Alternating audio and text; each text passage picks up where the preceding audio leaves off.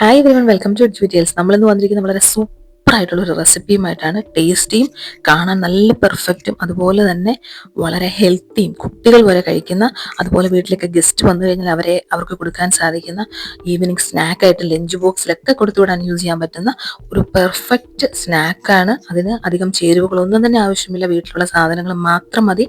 അതുപോലെ easy to prepare ആണ്. നമ്മൾ അതിലേക്ക് 2 ക്യാരറ്റാണ് എടുത്തത്.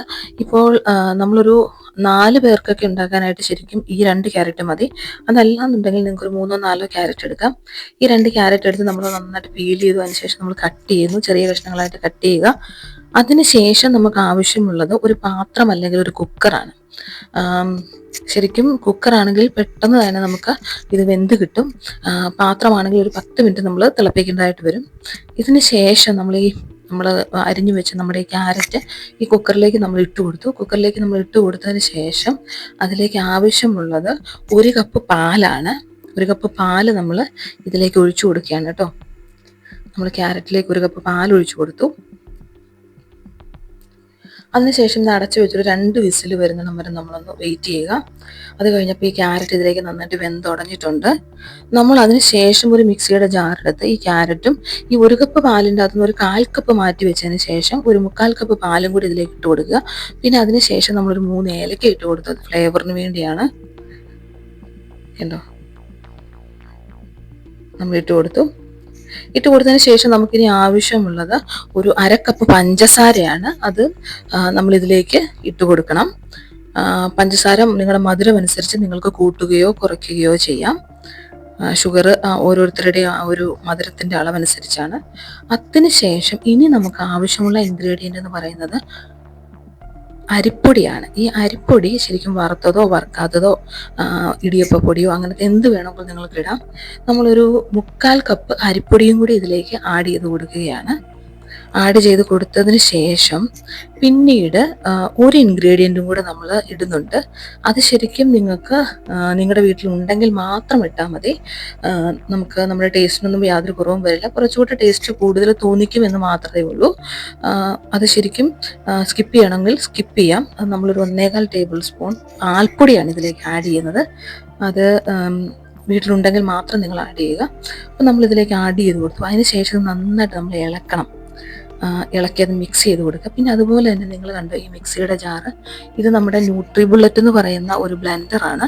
ഇത് വളരെ നല്ല ഹെൽപ്ഫുള്ളാണ്. ഞാൻ ഇതിനു മുമ്പ് യൂസ് ചെയ്തുകൊണ്ടിരുന്ന നമ്മുടെ മിക്സിയാണ്.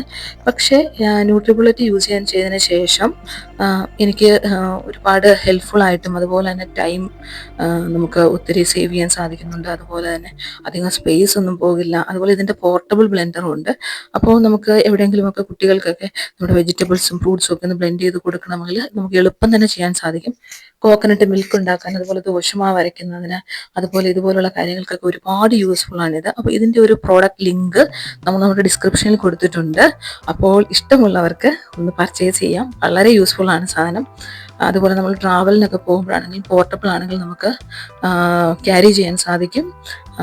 അതുപോലെ ഈസി ടു കുക്കിംഗ് ആണ്. അപ്പോൾ നിങ്ങൾ നോക്കിക്കേ, ഇത് നമ്മൾ നന്നായിട്ട് മിക്സ് ചെയ്ത് കൊടുത്തു.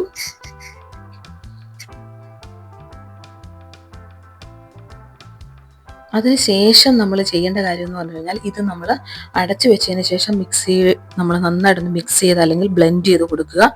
നോക്കിയാൽ നല്ല പേസ്റ്റ് രൂപത്തിലാകണം, തരിയൊന്നും ഉണ്ടാകരുത്. നന്നായിട്ട് ബ്ലെൻഡ് ചെയ്ത് കിട്ടിയിട്ടുണ്ട്.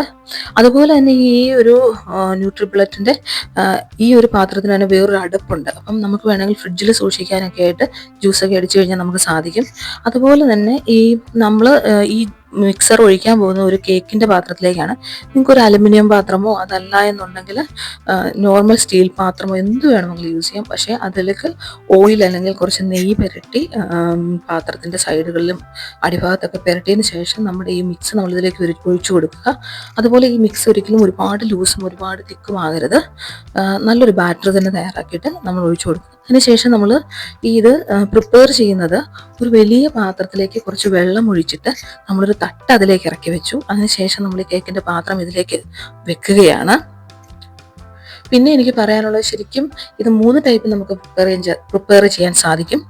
നമുക്ക് OTG ഓവൻ ഉള്ളവരാണെങ്കിൽ 160°C ഒരു 40 to 45 മിനിറ്റ്സ് ചെയ്ത് കഴിഞ്ഞാൽ ഇത് കറക്റ്റായിട്ട് നമുക്ക് പ്രിപ്പയർ ചെയ്ത് കിട്ടും.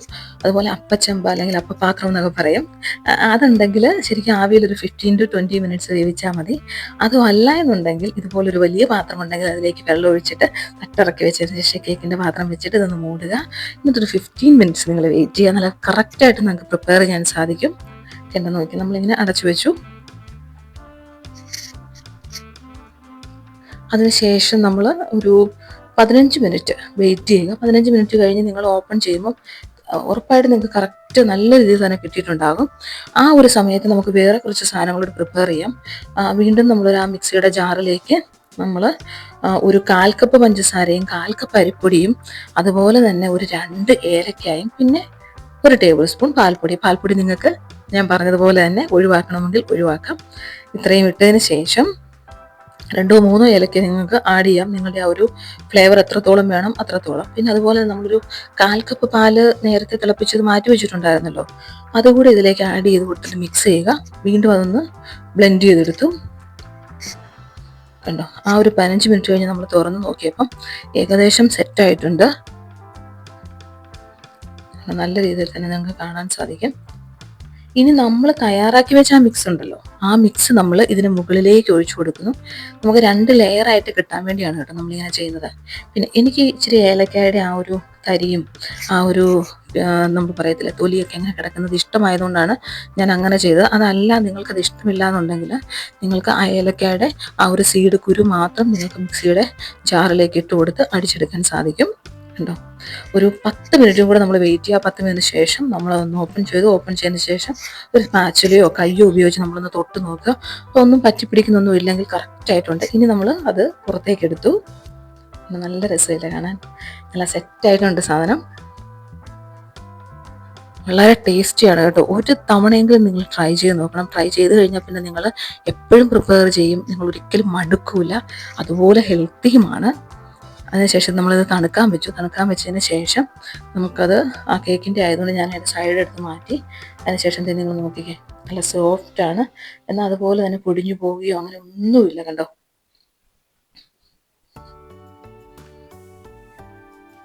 ഇത് നമുക്കൊന്ന് കാണാം എങ്ങനെയാണ് അതിൻ്റെ ടെക്സ്ചർ എന്ന് നോക്കിക്കേ. 2 ലെയറായിട്ട് തന്നെ നിങ്ങൾക്ക് കിട്ടി. ഓക്കെ, നല്ല രസയിലെ കാണാൻ.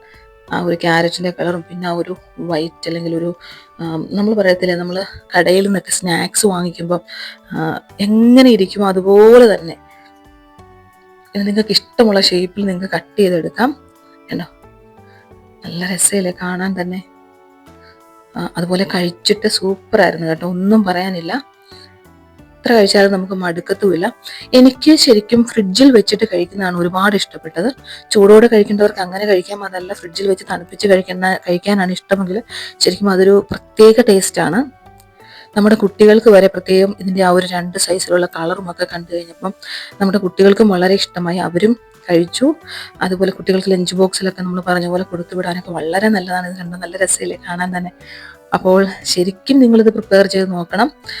അതുപോലെ നമ്മുടെ ചാനൽ ഒന്ന് സപ്പോർട്ട് ചെയ്യുക. നമ്മുടെ ചാനലിൽ ഒരുപാട് കാര്യങ്ങളുണ്ട്, കൂടുതലും ന്യൂസിലാൻഡ് റിലേറ്റഡ് ആയിട്ടുള്ള അപ്ഡേറ്റ്സുകളും അതുപോലെ ലേണിംഗ് മെറ്റീരിയൽസ്, പിന്നെ അതുപോലെ തന്നെ ട്രാവലിങ്, പിന്നെ നമുക്കൊരു ചെറിയ അക്വേറിയം ഉണ്ട് അതിൻ്റെ കാര്യങ്ങൾ, അതുപോലെ ഹെൽത്തി ആയിട്ടുള്ള സ്മൂത്തി, ഹെൽത്തി ആയിട്ട് തയ്യാറാക്കാൻ പറ്റുന്ന റെസിപ്പികൾ, കുട്ടികൾക്ക് കൊടുക്കാൻ പറ്റുന്ന റെസിപ്പികൾ, അങ്ങനത്തെ കുറേ കാര്യങ്ങളാണ്. അപ്പോൾ നിങ്ങൾ തീർച്ചയായും കാണണം, ട്രൈ ചെയ്യണം, സപ്പോർട്ട് ചെയ്യണം. Thank you for watching.